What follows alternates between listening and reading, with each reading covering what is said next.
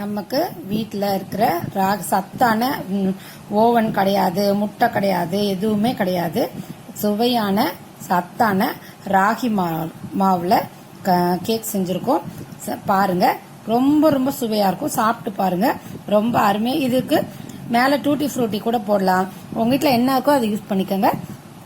இந்த எளிமையான கேக்கை எப்படி செய்யலான்றத வாங்க வீடியோவில் போய் பார்க்கலாம். ஐசக் கிரியேஷன்ஸ் இன்னைக்கு ராகி மாவுல கேக் செய்ய போறோம். அதுக்கு ஃபர்ஸ்ட் 1 கப் ராகியை சும்மா லைட்டா வறுத்துக்கிறோம்.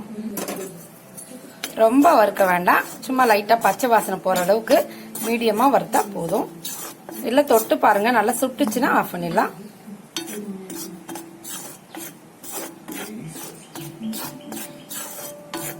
உங்களுக்கே தெரியும், வறுக்கும் போது கொஞ்சம் எல்லாம் உருண்டை மாதிரி இருக்கும். வறுத்தோன்னே கொஞ்சம் தனித்தனி ஆயிடும். இப்போ வாசனை வந்துருச்சு. இதோட இப்ப நம்ம ஆஃப் பண்ணிடலாம். சும்மா ஒரு நிமிஷம் பச்சை வாசனை போற அளவு வறுத்தா போதும். இந்த வானல் சூட்லயும் கொஞ்சம் நல்லா சூடு வறுத்துக்கும்.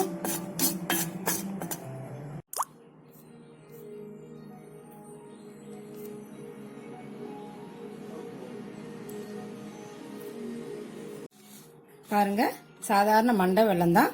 அந்த மண்டை வெல்லத்தை நல்லா சின்ன சின்னதா ரொம்ப பொடியா நறுக்கி வச்சுக்கோங்க. இது 1 கப்பு. இப்ப வாழைப்பழம் 1 கப்பு. ரெண்டையும் ஒவ்வொரு கப்பு. நம்மளால பீட்டர் இருந்தா பீட் பண்ணிக்கோங்க. எனக்கும் பீட்டர் கிடையாது, அதனால ரெண்டுத்தையும் நம்ம மிக்சியில ஒரு ஓட்டிட்டு வந்துடுறேன். அப்புறம் வெண்ணிலா எசன்ஸ் ஊத்திக்கிறோம் 1 ஸ்பூனு. 1 கப்பு மைதா மாவு. மைதா மாவை ராகி மாவு கூட கலந்து சலிச்சு எடுத்துக்கணும். கெட்டியான தயிர் 1 கப்பு. இது நல்லா கலரி விடணும்.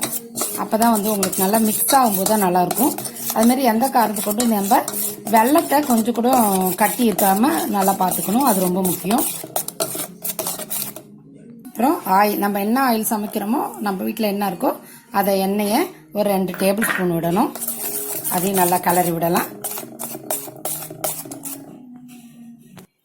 பால் 2 டீஸ்பூனு. டீஸ்பூன் இல்லை, டேபிள் ஸ்பூன், அது ஞாபகம் வச்சுக்கோங்க. அதையும் நல்லா கலரி விட்டுறணும். நம்ம கலரி விட விட விட தான் ரொம்ப நல்லா இருக்கும், அதை ஞாபகம் வச்சுக்கோங்க.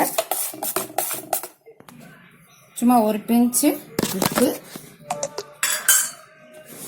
ஒரு பிஞ்சு உப்பு, ஒரு பிஞ்சு ஒரு teaspoon baking soda, 1 teaspoon baking powder. இது எல்லாத்தையும் நம்ம கொட்டிட்டு கிளற ஆரம்பிக்கலாம். அதுக்கப்புறம் கோதுமை மாவும் ராகி மாவும் கலந்து வச்சிருக்கோம். அதை நம்ம கொஞ்சம் கொஞ்சமா போட்டு நல்லா கிளறி விடலாம். கொஞ்சம் கொஞ்சமா போட்டு கிளறி விடுங்க, அப்பதான் அது நல்லா இருக்கும். மொத்தமா போட்டோம்னா அது கட்டி பட்டுரும்.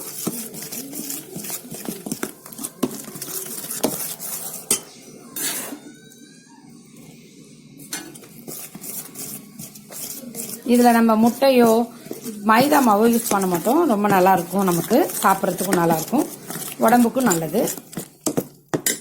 நம்ம வச்சிருக்க பேட்டர் ரொம்ப திக்கா இருக்கு அப்படின்னு நம்ம நினைச்சோம்னா ரொம்போண்டு புளி, நம்ம கொஞ்சோண்டு பால் ஊத்திக்கிட்டோம்னா கரெக்டா ஆயிடும். ரொம்ப திக்கா இருந்தாலும் புட்டு மாதிரி ஆயிடும். ரொம்ப தண்ணியாவும் இருக்கக்கூடாது. அதனால கொஞ்சமா கரெக்டான பதத்துல இருந்தா மட்டும்தான் கேக் கரெக்டா வரும். இப்ப நமக்கு இது போதுமானதா இருக்கு. கீழே பட்டர் பேப்பர் இருந்தால் போடுங்க. சப்போஸ் உங்கள் வீட்டில் பட்டர் பேப்பர் இல்லை அப்படின்னா கவலையே பட வேண்டாம். சாதாரண ஒயிட் பேப்பர் மேலே கொஞ்சமாக எண்ணெய் தடவிட்டு அதை அப்படியே வச்சுட்டோன்னா கூட அது நல்லா தான் இருக்கும். நீங்கள் வேணால் ட்ரை பண்ணி பாருங்கள். சமையல்னாவே அதானே, இருக்க பேச்சு சமைக்கிறது தானே சமையல். இப்போ நம்ம அதில் லைட்டாக எண்ணெய் தடவிட்டோம். இப்போ அந்த பேட்டர், அந்த கேக்கு பவுடரை இதில் கொட்ட ஆரம்பிச்சிடலாம்.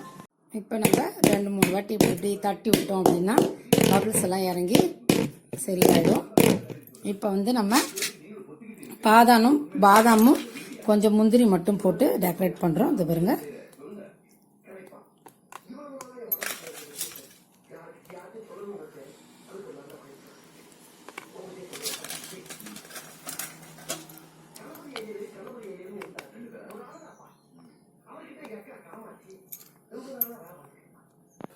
இதை ப்ரீஹீட் பண்ணிக்கணும். அதுக்கப்புறம் நம்ம ஒரு ஸ்டாண்ட் இருக்கும் இல்லையா, அதை அங்கே வச்சிடலாம். ப்ரீஹீட் பண்ணிட்டு கேஸ் கட்டை எடுத்துட்டு, கேஸ் கட் இல்லாம நம்ம இதை மூடி வச்சிடணும்.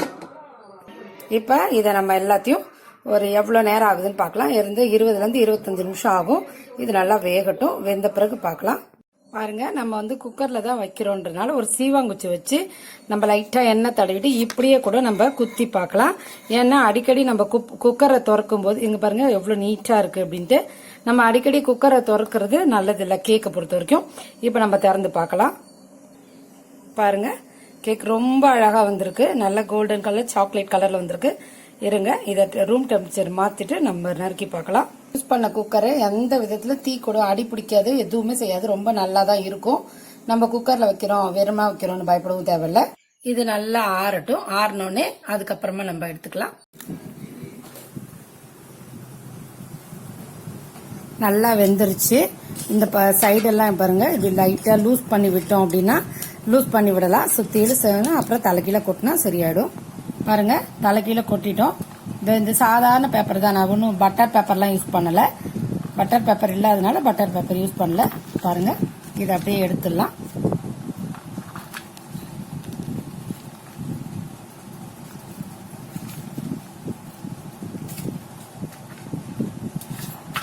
பாருங்க, அருமையான ஸ்பாஞ்சிங் பாருங்க, ஸ்பாஞ்சியான ராகி மாவு கேக் ரெடி ஆயிடுச்சு.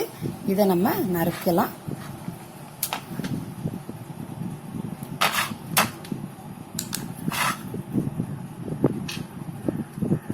பாருங்க, ரொம்ப ரொம்ப சாஃப்டா ஸ்பாஞ்சியான சுவையான ராகி மாவு கேக்கு ரெடி ஆயிடுச்சு. இந்த வீடியோ பிடிச்சிருந்தா லைக் பண்ணுங்க, ஷேர் பண்ணுங்க, சப்ஸ்கிரைப் பண்ணுங்க. நன்றி, வணக்கம்.